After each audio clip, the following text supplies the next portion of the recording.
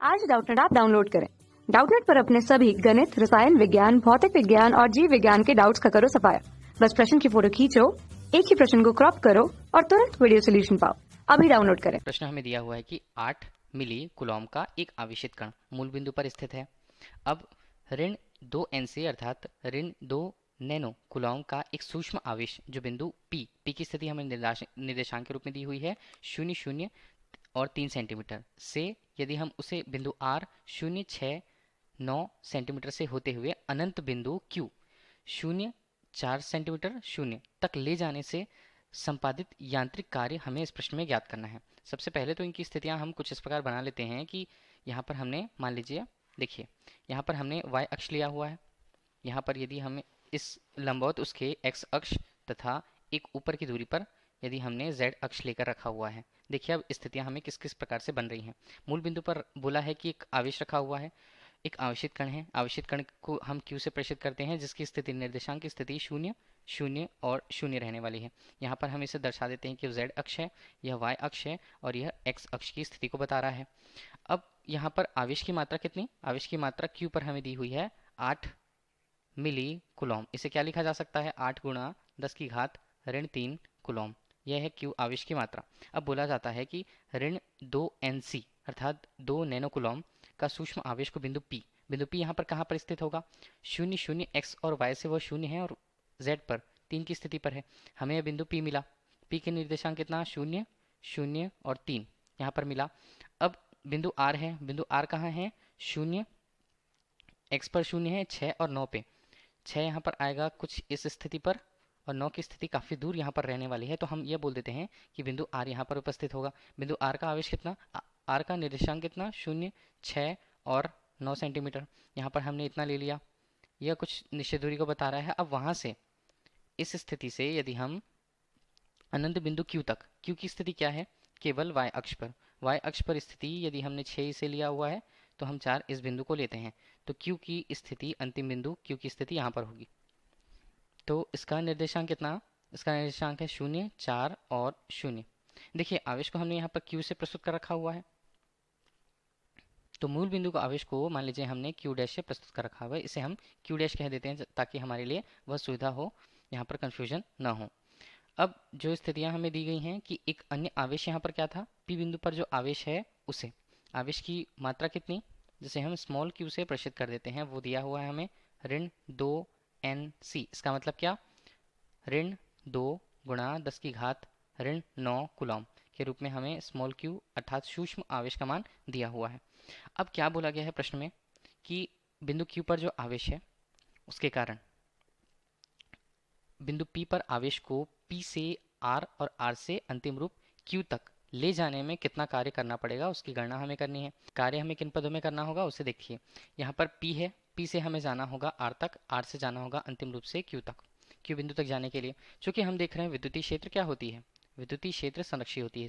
विद्युत क्षेत्र संरक्षी, संरक्षी का मतलब क्या है, यहाँ पर देखिए स्थितियों पर बदलते हुए विद्युत क्षेत्र का परिमाण स्थित होता है या एक समान विद्युतीय क्षेत्र हर समय उपस्थित होती है। तो हमें केवल यदि मान निकालना है या कार्य संपादित देखना है, कार्य का संपादन, तो हमें केवल प्रारंभिक बिंदु देखना होगा, प्रारंभिक से अंतिम बिंदु तक की स्थिति को हमें देखना होगा।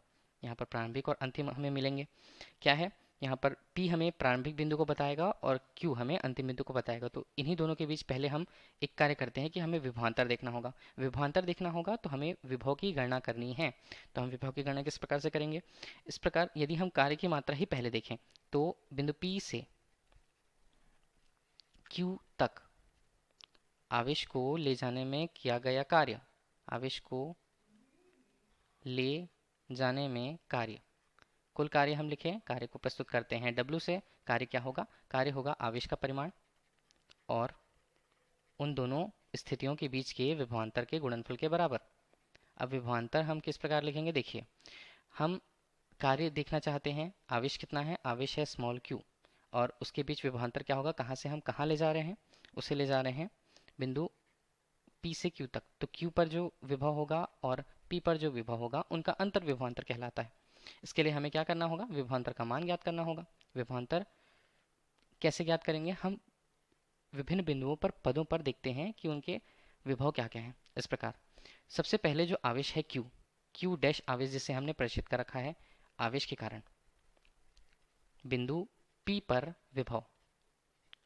विभव हम किससे देखते हैं, इसे हम प्रस्तुत करेंगे Vp से। इसका मान क्या होगा, इसका मान होता है 1/4 पाई एप्सिलॉन 0। और यहाँ पर बिंदु P तक उस आवेश की दूरी क्या है, मूल बिंदु से यदि हम देख रहे हैं तो उसकी दूरी है O से P तक। यहाँ पर हम प्रश्न में देख सकते हैं उसे, O से P तक की दूरी है ये जो हमें दिखानी है।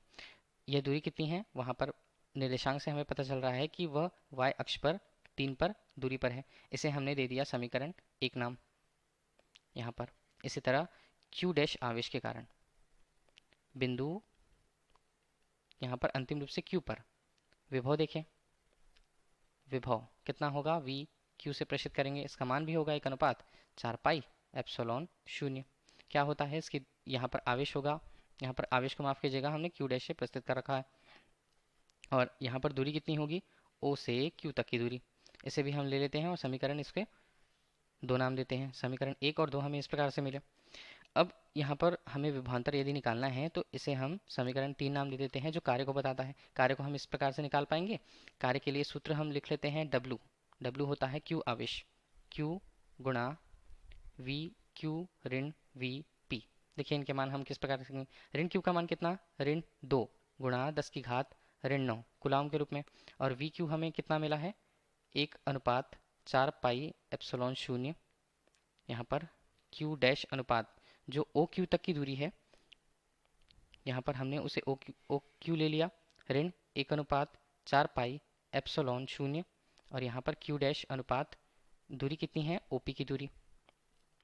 इन सभी दूरियों पे हम कुछ मान उभयनिष्ठ हैं, उसे हम बाहर निकाल लेते हैं।